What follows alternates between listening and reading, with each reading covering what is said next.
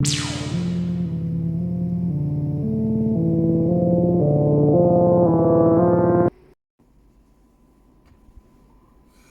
is up, party people? It's your boy Voltron with another video. I had another video, and the powers that be at YouTube did not like it. They're like, hey, this violates our policies. The language that you use is not friendly language, so I have to redo this video. But, it means I get another sip of some Highland Park scotch, and let's taste it.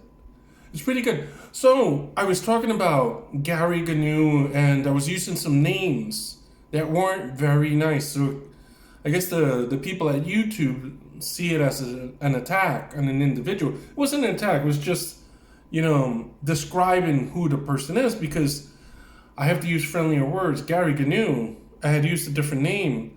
Looks like one of those kids when you were in school. You know, that kid that always got beat up.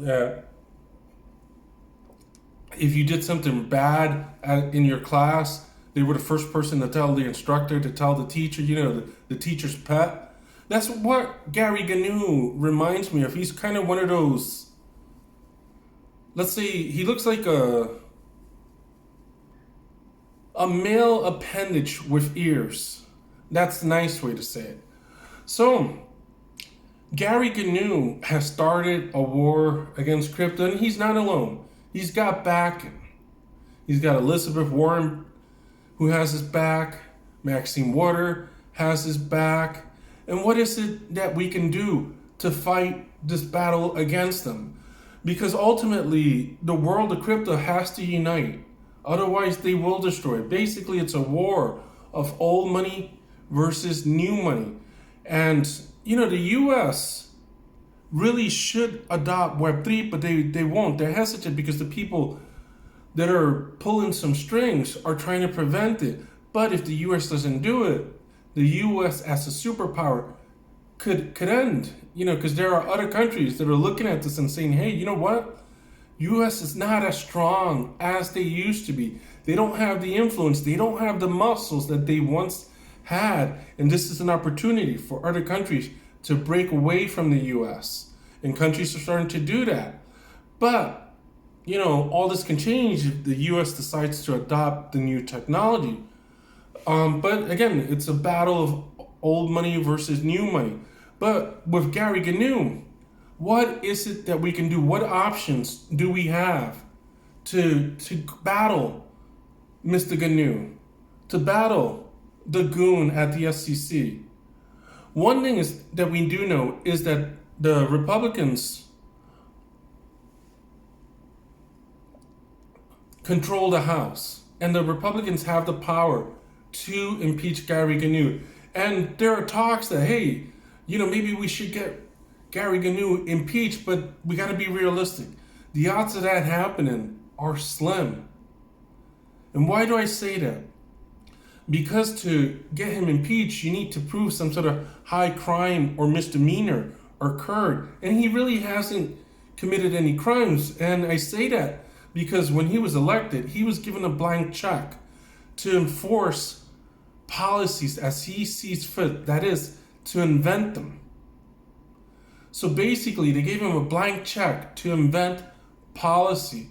So basically, when he wants to enforce something, he takes his hands. I had used a different way to describe it, and YouTube didn't like it, but let's just say he lubed up his hands. He got it real nice, lubed, slippery, and all that stuff. Then he shoved it in his rear end and pulled out something. So he's been pulling stuff out of his rear end and finding ways to come up with enforcement. And then people are saying, but you are supposed to give us guidance.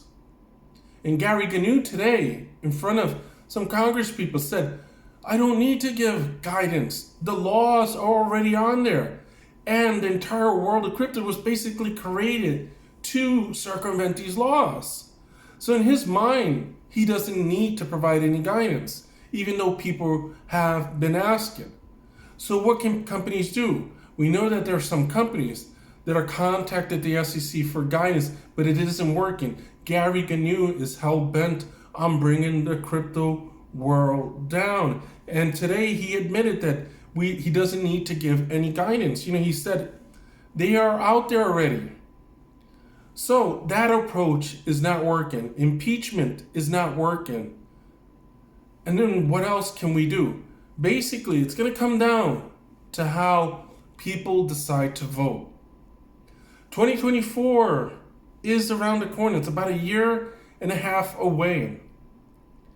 And how you vote. Again, I'm not telling you how you should vote, but think about how you vote, because if you are big into Web3, if you are invested in Web3, who you elect can dictate who the next chairman of the SEC is. Because remember, the SEC, isn't there permanently. They can change the people around, but it takes the voters to change them. And the other argument is, hey, why don't we sue them? And there are companies that are doing it, but taking a case to court can take forever. And even though there is a good case, because there is one, for example, we have the commodities people. The commodities, what are they called? The Commodities Federal Trade Commission, who's saying that they should be the ones responsible for governing the world of crypto. And at the same time, the SEC saying, no, it's us. And at the same time, the IRS has already classified it as an asset. So you have different government agencies saying different things. So there is a good argument to take them to court, but court takes a long time. And this is something that if it does go to court, it may not be solved until it hits the Supreme Court, which means it could take decades. By then, the entire world of crypto will be run somewhere else, abroad. So our best bet to go against Gary Gnu and the powers that control Gary Gnu is to vote them out. So think about that, guys. Think about the elections that are coming up, because if you want the world of crypto to skip the moon, it goes straight to Neptune. How you vote will dictate whether or not that happens. Until next time, guys, peace out. Safe investing.